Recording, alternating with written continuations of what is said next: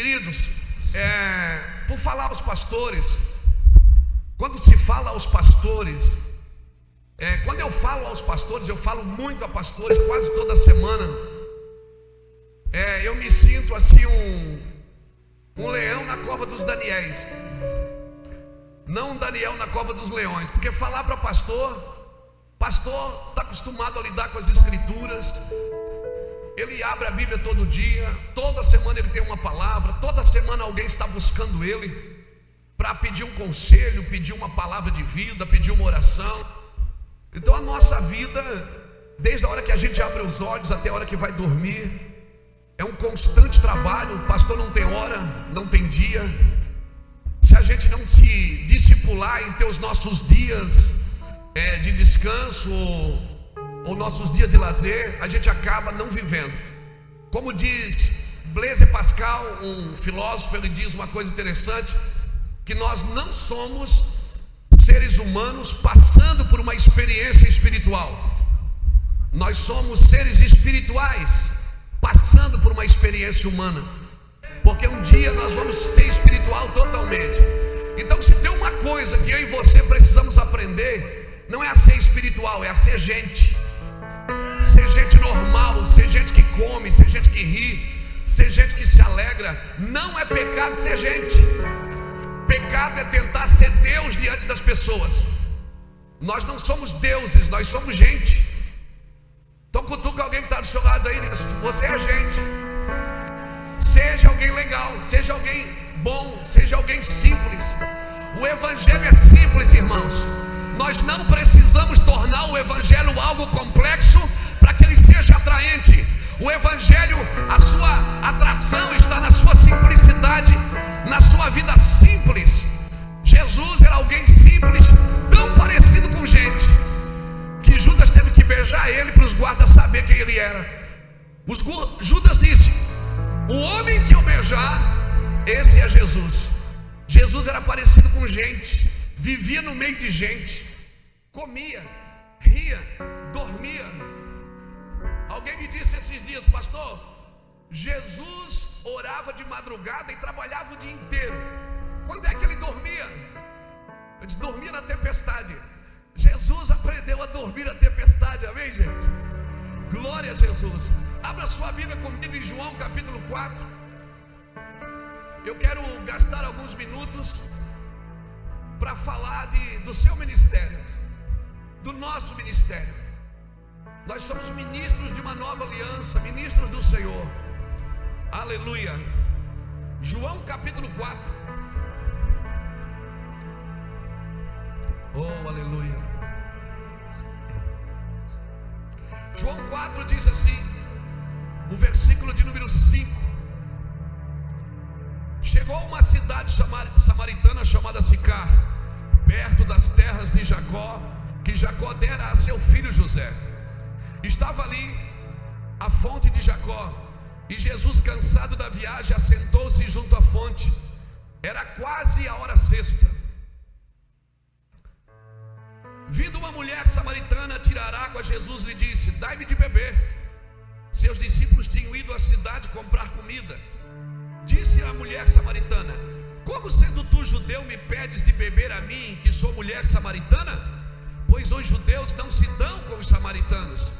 Respondeu-lhe Jesus: se conheceres o dom de Deus, e quem é que te pede, dá-me de beber, tu me pedirias e eu te daria água viva. Disse-lhe a mulher: Senhor, tu não tens com que tirá-la e o poço é fundo, onde tens água viva? E a mulher solta uma pérola aqui, ela diz assim: és tu maior do que o nosso pai Jacó? És tu, Jesus, maior do que o nosso pai Jacó, que nos deu o poço, do qual ele próprio bebeu, e bem assim seus filhos beberam, e os seus rebanhos beberam? Respondeu Jesus: todo aquele que beber desta água tornará a ter sede, mas aquele que beber da água que eu lhe der nunca mais terá sede. Deveras a água que eu lhe der se fará nele uma fonte de água que jorre para a vida eterna.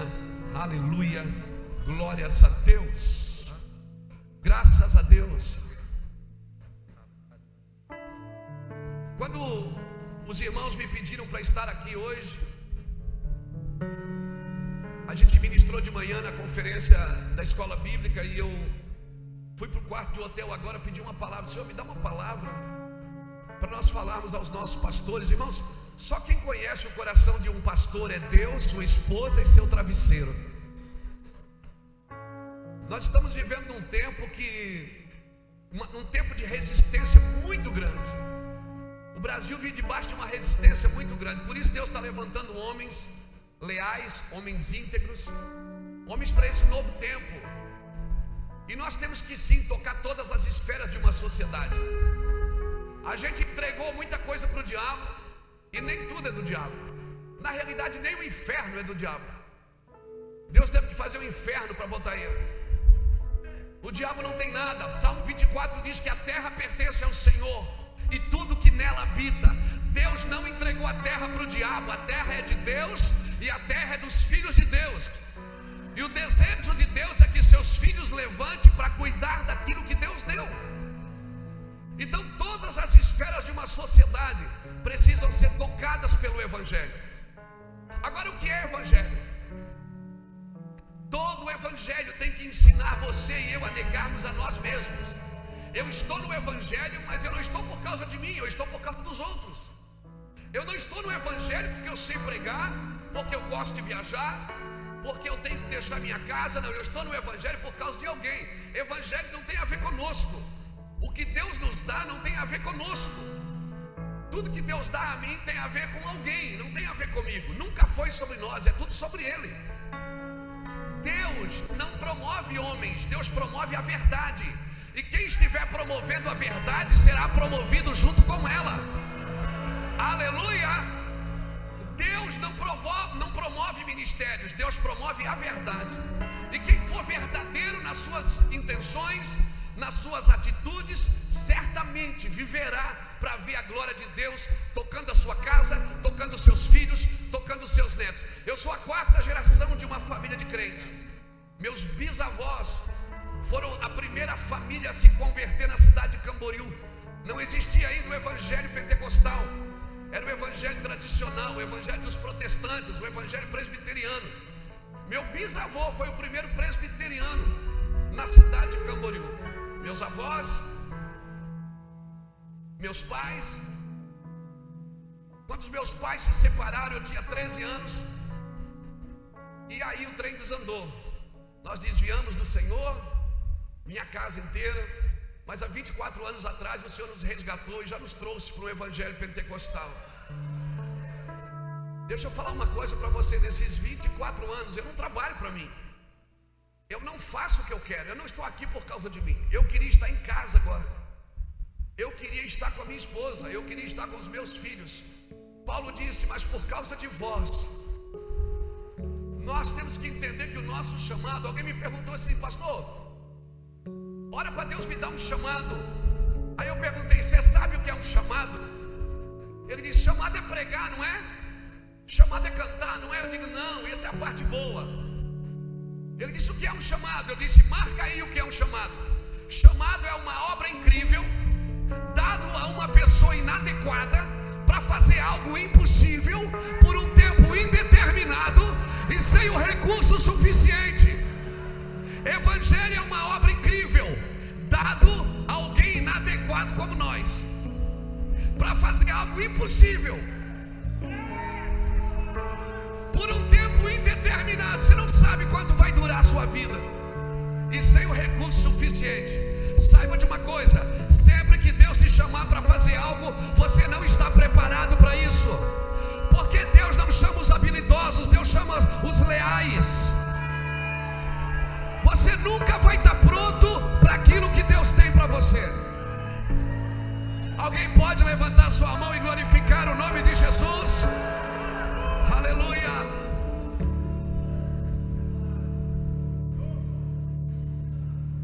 Para mim, chamado é isso. Quando Jesus chega em Samaria, ele vai direto ao poço, meio-dia. Meio-dia não é hora de tirar água do poço, a 6ª hora. As mulheres tiravam água de manhã ou à noite. Mas essa mulher foi numa hora que mulher nenhuma ia, porque ela tinha um débito. Ela tinha um débito. Ela podia encontrar outras mulheres ali, e para não encontrar outras mulheres, ela foi sozinha. Ela sempre ia no horário que ninguém ia no poço, por causa da sua vergonha. Mas chega meio-dia, quem é que está lá esperando ela? E Jesus provoca uma comunicação com um povo que não se comunicava. E Jesus diz: mulher, me dá-me de beber. Ela disse: você está me pedindo de beber, mas você é um judeu. Eu sou uma samaritana, a gente não se dá. Eu sou de outro evangelho. Eu sou tradicional, eu sou pentecostal, eu sou integral.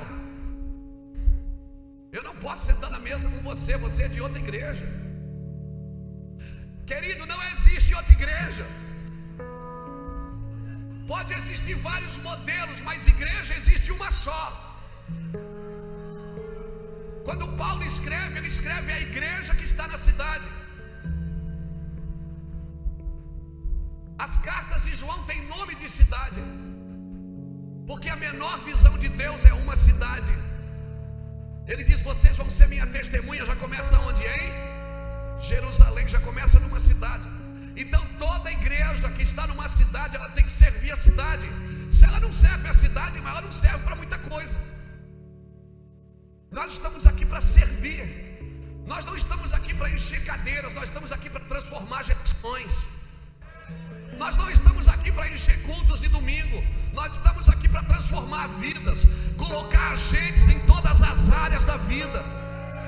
Nós estamos aqui para formar os próximos médicos, os próximos juízes, os próximos advogados, os próximos pastores, os próximos políticos. Nós estamos aqui para gerar a próxima geração, irmãos. Não se trata de encher cadeiras. Nós não podemos ter cadeiras cheias de gente vazias.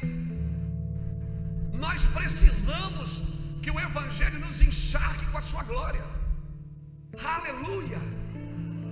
Então Jesus pergunta para a mulher: dá-me de beber. Ela disse: não posso, você é de outra tribo, você é de outra linhagem, você não congrega comigo. Ele disse: ah, mulher, se tu soubesse quem te pede, tu é que me pedirias e eu te daria água viva. Aí a mulher solta uma pérola. Ela diz assim: você é maior do que o nosso pai Jacó, que ele fez o poço, que ele bebeu, que seus filhos beberam, que seus rebanhos beberam, e que nós estamos bebendo. O que eu aprendo aqui? Centenas de anos depois, Samaria ainda bebe do poço de Jacó e chama ele de pai. A minha pergunta é, pastores: quantas gerações vão beber do que você está cavando hoje? Quantas gerações vão beber da água que você está produzindo hoje? Quantas gerações vão poder dizer: há anos atrás passou um homem aqui e transformou essa cidade? Há anos atrás passou alguém aqui e mudou a vida de Açailândia, mudou a vida do Maranhão. Primeiro, o que eu estou cavando? Ela disse: você é maior que o nosso pai Jacó? Primeiro, o que eu estou cavando, eu mesmo tenho que provar disso. Eu tenho que provar, eu tenho que acreditar no que eu digo. Eu tenho que comer, eu tenho que beber do alimento que eu estou dando. Eu não posso deixar de comprar um produto que eu estou vendendo. Eu sou o primeiro a acreditar no que eu digo. Eu preciso beber da água que eu estou cavando para que ela venha para fora.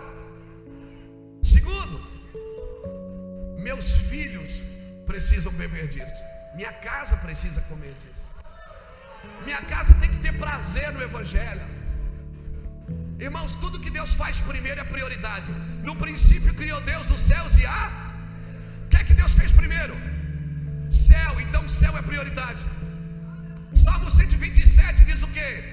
Se o Senhor não edificará, em vão trabalham os que edificam. Se o Senhor não guardar a cidade, em vão vigia a sentinela. O que é que vem primeiro, casa ou cidade? Casa. Então a casa é prioridade. Eu só posso sair para tocar a cidade se a minha casa está edificada.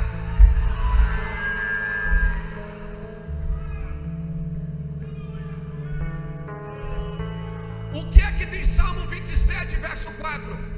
Uma coisa eu pedi ao Senhor, e eu a buscarei, que eu possa estar na casa do Senhor todos os dias. Para quê? Para contemplar a sua formosura e para aprender no seu templo. O que é que vem primeiro? Contemplar ou aprender? O que é que vem primeiro? Contemplar ou aprender? Contemplar, meu irmão. Como é que eu quero aprender sobre um Deus que eu não contemplo? Como que eu quero estudar Deus? Deus não se estuda, Deus se experimenta. Eu só posso estudar um Deus que eu experimento Ele. Provai e vede que o Senhor é bom. Eu tenho que provar do Evangelho. Minha casa tem que provar do Evangelho. Você não abre Deus, você não põe Deus numa maca. Eu posso ir aqui? Pode? Aleluia. Glória a Jesus. Eu não posso botar Deus numa maca, querer abrir Deus no meio e estudar a anatomia de Deus. Deus eu tenho que experimentar, eu tenho que conviver, eu tenho que ter relacionamento com Deus. Porque se eu tenho relacionamento, eu já não preciso de tanta regra. Porque Deus não é um Deus de regulamento, é um Deus de relacionamento. Quanto mais eu me relaciono com Deus, menos de regra eu preciso. A Bíblia diz que a lei é para o injusto, a lei não é para o justo. Porque se eu ando com Deus, você anda com Deus, a gente sabe como a gente precisa se comportar, como a gente precisa ser com os irmãos, como a gente precisa ser. Nenhuma vez na Bíblia você vai ver Jesus te ensinando a ser espiritual. Jesus te ensina a ser gente. Ele diz: vós maridos, façam assim, vós esposas, façam assim, vós patrões, assim vocês devem fazer, vós empregados, assim que vocês fazem, vós filhos, honre os vossos pais, vós pais, não suscite a ira dos vossos filhos. A Bíblia inteira está me ensinando a ser gente. Não precisa me ensinar a ser espiritual, porque espiritual eu já sou. Eu sou um ser espiritual que está passando por uma experiência humana. Um dia essa experiência humana vai acabar e nós vamos ser totalmente espirituais. Aleluia! Glória a Jesus! Aleluia! Quando você chegar na eternidade, você vai olhar do lado direito de Deus. Você não vai ver um anjo. Você não vai ver um anjo do lado de Deus. Você vai ver um homem com um corpo glorificado. E me entendam, ele não está segurando um diploma na mão, ele está com uma cicatriz.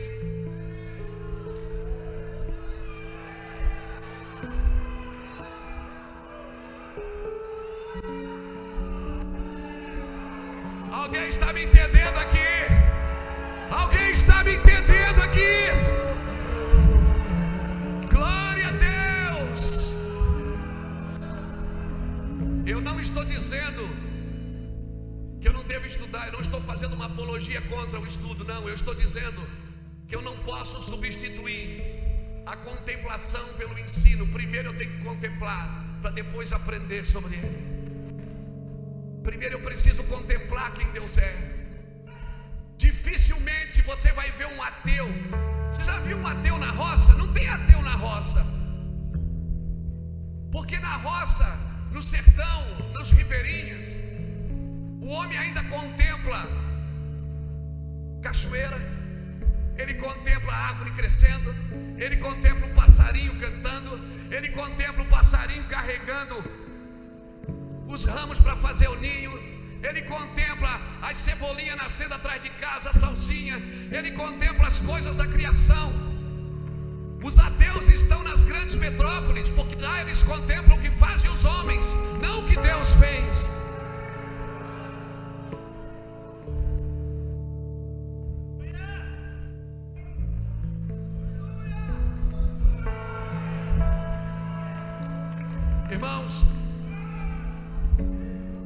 Eu tenho 52 anos e eu sei que muitos de vocês têm mais de ministério do que eu tenho de vida. O meu trabalho sempre foi encorajar os pais e habilitar os filhos. O meu trabalho sempre foi dizer para os irmãos mais jovens: respeite os vossos líderes, honre os vossos pais. E dizer para os mais velhos: deixa o menino rodar, ele vai amadurecer, a coisa vai mudar. O que nós estamos cavando, quantas gerações vão beber disso? Quantas gerações vão beber do que nós estamos cavando? As nossas reuniões vão levar pessoas até onde?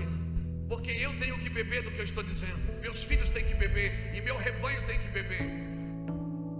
A pergunta é: o meu rebanho só me ouve ou ele está bebendo do que eu estou dando para eles?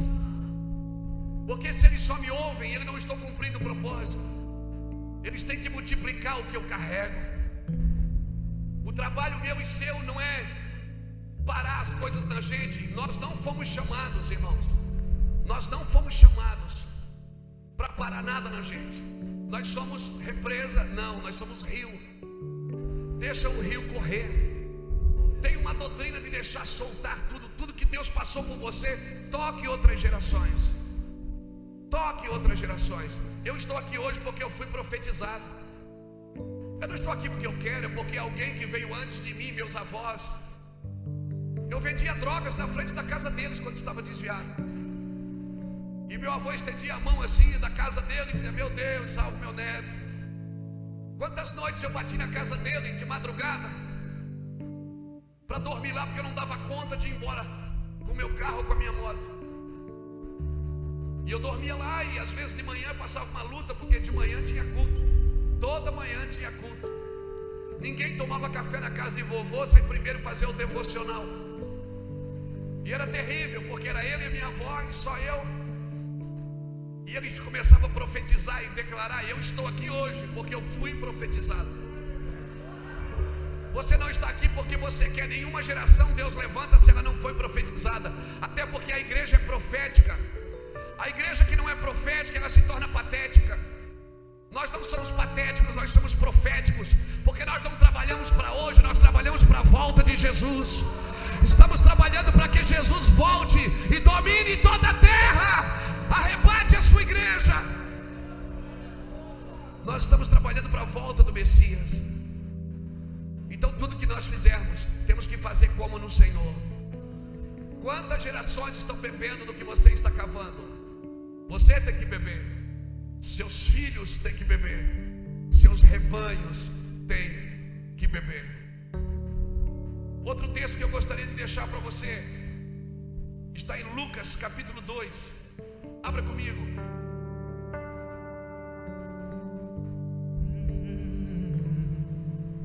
Eu quero beber do teu rio, Senhor. Sacia minha sede, lava o meu interior. Eu quero fluir em tuas águas. Eu quero beber da tua fonte, fonte de águas vivas. Tu és a fonte, Senhor. Sim, Deus, sim. Tu és o rio. Lucas capítulo 2, versículo 26 diz assim: no 6º mês, foi o anjo Gabriel enviado por Deus a uma cidade da Galileia. Perdão, Lucas capítulo 1. Eu estou lendo o capítulo 2, não, é o capítulo 1, perdão, irmãos. Lucas capítulo 1, versículo 26. No 6º mês foi o anjo Gabriel enviado por Deus a uma cidade da Galileia, chamado Nazaré, a uma virgem, desposada com um homem cujo nome era José, da casa de Davi. O nome da virgem era Maria. Entrando o anjo onde ela estava, disse: salve, agraciada, o Senhor é contigo, bendita és tu entre as mulheres. Porém ela se perturbou muito com esta saudação e considerava que saudação seria esta.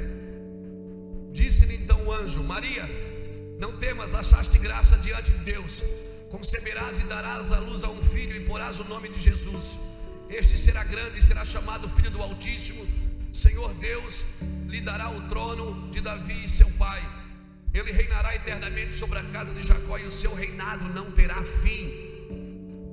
Disse Maria ao anjo: como se fará isto, visto que eu não tenho relação com homem algum?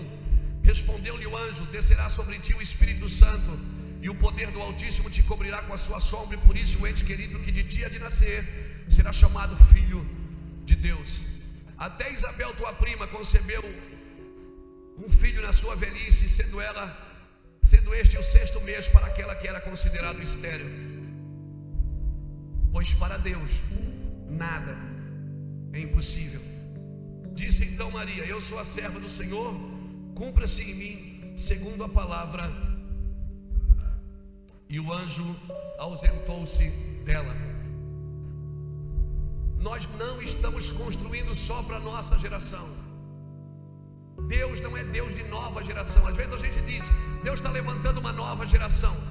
Deus não quer levantar uma nova geração, irmãos. Toda vez que Deus tem que levantar uma nova geração, é porque a geração anterior falhou. Deus quer levantar uma próxima geração. Os nossos filhos espirituais e biológicos, eles não vão juntar o bastão no chão. Nós vamos passar o bastão para eles. Amém, queridos? Porque Deus não é Deus de nova geração, é Deus de próxima geração. Por isso que quando ele se apresentava, ele dizia: eu sou Deus de Abraão, de Isaac e de Jacó. Ele falava das gerações, porque tudo que eu faço afeta a minha geração. Todas as decisões que eu tomo hoje vai afetar a geração dos meus filhos, vai afetar a geração dos meus netos. Tudo que eu estou fazendo, todas as decisões que eu tomo, tudo que eu faço, quer de bom, quer de ruim, vai afetar as próximas gerações.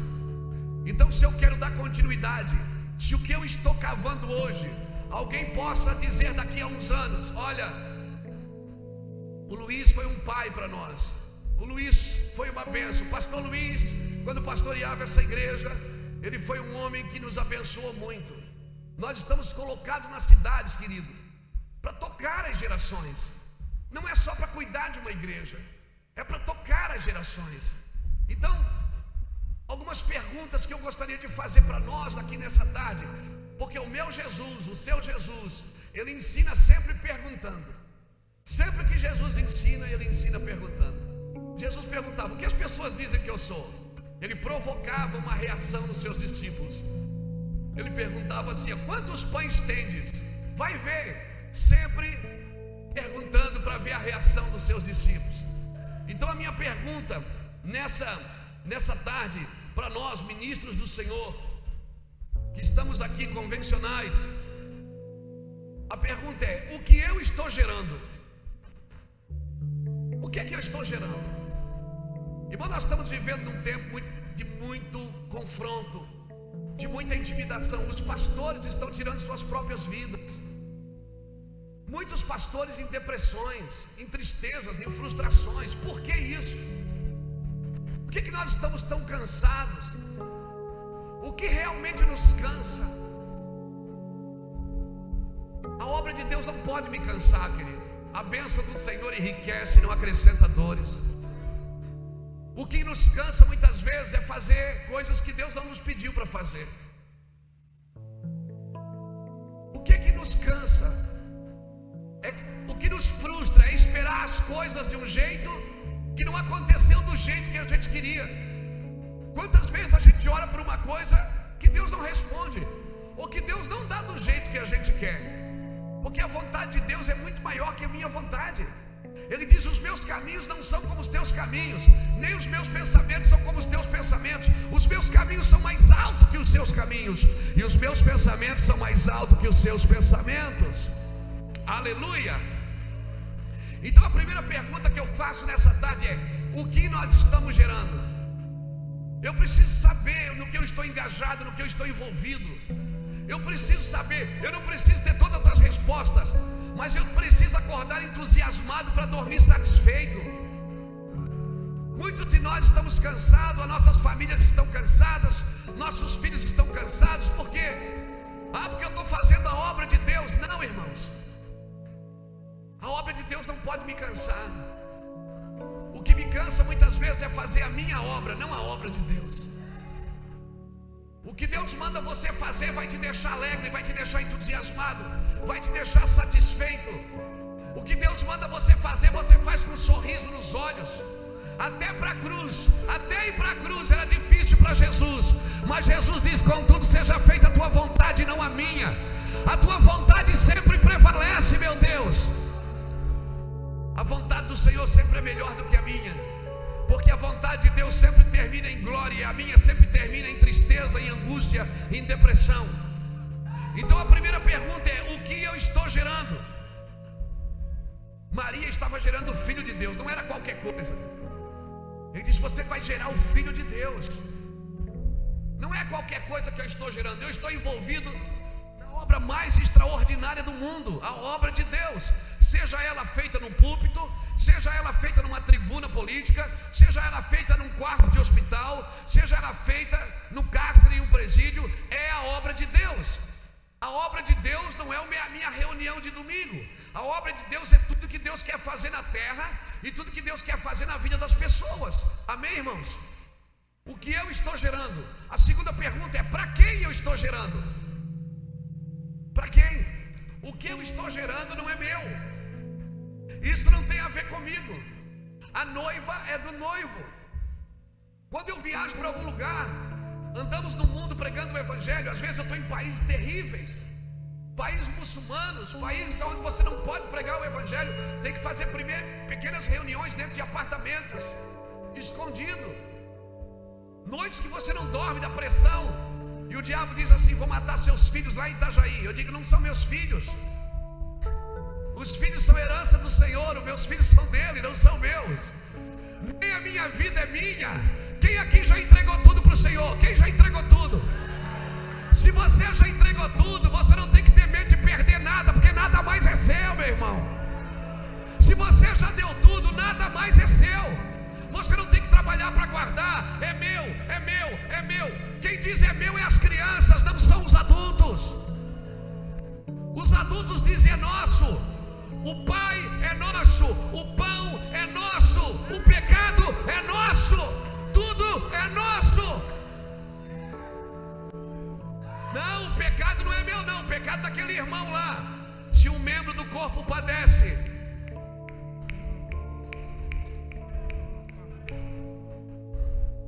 se um membro do corpo padece, todo o corpo padece.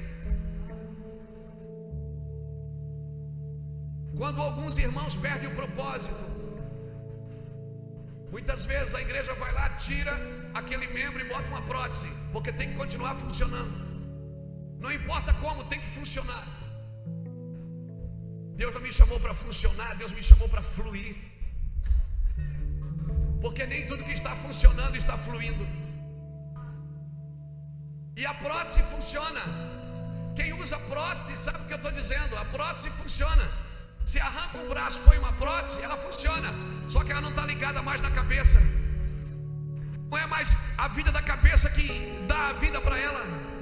É só um funcionamento.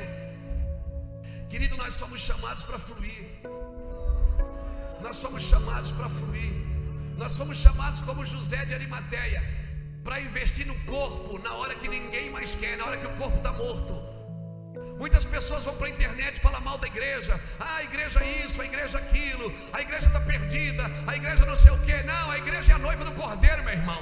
Em toda geração sempre vai haver alguém que vai adorar o nome de Jesus. Eu oro para uma geração sarada, para uma geração que não vá para a internet falar mal da igreja, que não vá para a internet falar mal dos ministros, que não vai para a internet atacar o outro ministério. Não, nós somos irmãos. Independente se você mora em Alphaville ou em Alfavela, independente se você mora na mansão ou no barraco, independente se você é o patrão ou o empregado, nós somos irmãos. Todos temos o Espírito.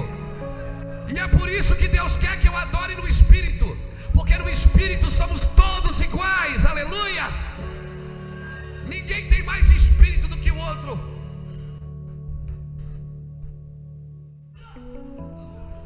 Aleluia! Aleluia!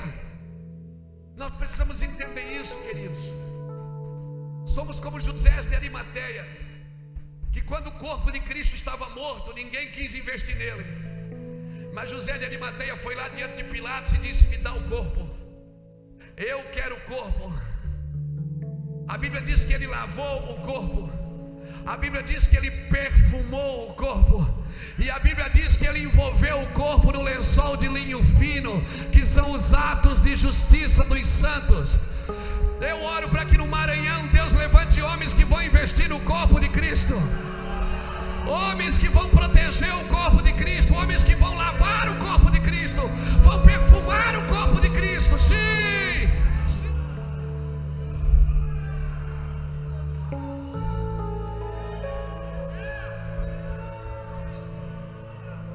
Eu amo as reuniões, eu amo as convenções, eu amo as decisões. E essa casa está reunida para decidir os próximos dias, os próximos anos. Mas eu amo mesmo é quando o Espírito Santo invade o coração e as mesas dos homens que decidem.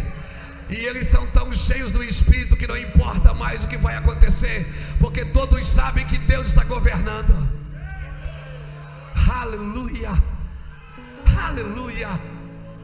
Então a minha pergunta é: o que eu estou gerando? Para quem eu estou gerando? Para quem eu estou gerando? Eu não trabalho para mim, eu trabalho para Jesus. Eu não trabalho para mim, eu estou aqui por causa do Senhor. O que eu estou gerando? Para quem eu estou gerando? A terceira pergunta é: com quem eu estou gerando?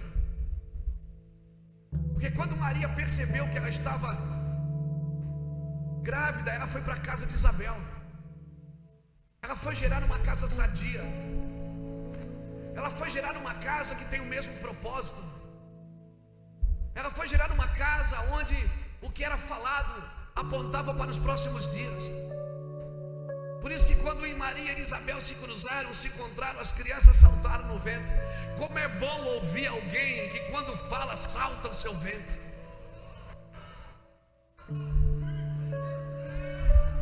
Porque quem está indo para o mesmo lugar se encontra no caminho, meu irmão. Quem está gerando o mesmo propósito, as crianças saltam no seu ventre. Como é bom conversar com gente cheia do Espírito Santo, porque tudo que fala você aproveita. É muito bom estar preparado. Nós precisamos de pregadores preparados.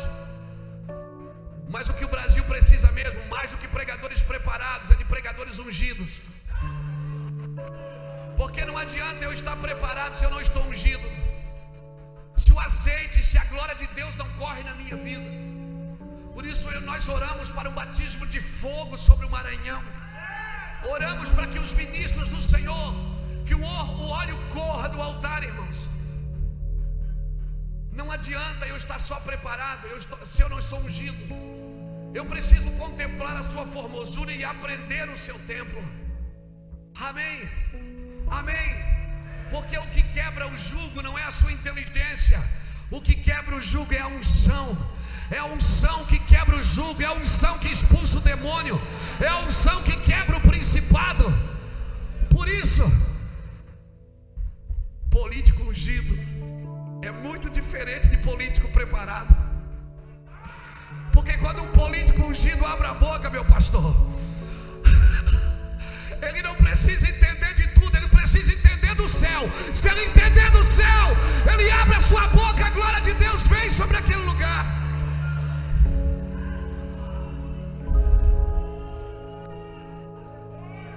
Nós precisamos estar ungido, irmãos, porque Deus dá habilidade para quem está ungido, mas não significa que Ele dá unção para quem está preparado.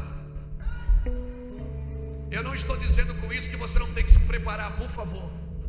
Eu estou dizendo que uma coisa não substitui a outra. Eu sou um teólogo, eu estudo teologia, eu estudo o dia inteiro, eu leio um livro por semana. Eu aplico meu coração para estudar no hebraico, no grego. Eu estudo o dia inteiro, mas quando a unção vem, Quem é que consegue falar mais quando a unção vem, meu irmão? Quando a glória de Deus invade o recinto, a gente não quer mais nada. A gente vai orar com uma lista de pedidos. Quando chega na oração, pede. Quando a unção invade o quarto, você não tem mais nada o que falar, não, meu amigo. Diga para alguém que está do seu lado: não é pecado ser ungido, irmão. Não é pecado ser ungido. Amém? Não é pecado ser fogo de Deus, não. Não é pecado, não. Ah, meu Deus. Mas tem que cuidar com a meninice. É melhor cuidar dos meninos inocentes do que cuidar dos inteligentes corruptos. É muito melhor. Então não tem problema se o menino é inocente. Ele vai crescer, ele vai desenvolver. Não tenha medo de ser ungido. Não tenha vergonha de ser ungido. Porque aquele que se envergonhar de mim, se Deus me leva, eu tenho políticos lá na igreja, eu tenho médicos na igreja, eu tenho juízes na igreja. Quando eles têm que tomar decisão, sabe onde é que eles vão? Vão lá em casa escutar um cara que estudou até o 2º ano do 2º grau. Seu Luiz, o que é que você faria? Eu digo: vamos orar para Deus falar com a gente. Vamos orar para Deus falar com a gente. Ei, eu vou aqui no meio, dá licença. Faraó governa no tempo de fartura, porque no tempo de necessidade só homens de revelação governam. Faraó governou o Egito no tempo da fartura. Enquanto tinha fartura, Faraó governava o Egito. Mas no tempo de necessidade, pastor Cleves, a Bíblia diz em Gênesis 44, 55, Gênesis 41, 55, quando toda a terra do Egito começou a ter fome, eles iam a Faraó. Faraó dizia: não é comigo não, é com o Zezinho. Fala com o Zezinho. A chave está na mão do Zezinho. Ei, não é pecado ser José não, meu irmão. Nós somos o Zé de Deus. Foi Deus que nos ergueu. Eu não tenho vergonha do Evangelho, porque é poder de Deus para salvação. Eu não me envergonho do Evangelho. O Brasil está vivendo um tempo de transição, e por isso homens de revelação precisam governar. Quando toda a terra do Egito começou a ter fome, José abriu todos os celeiros, Juninho.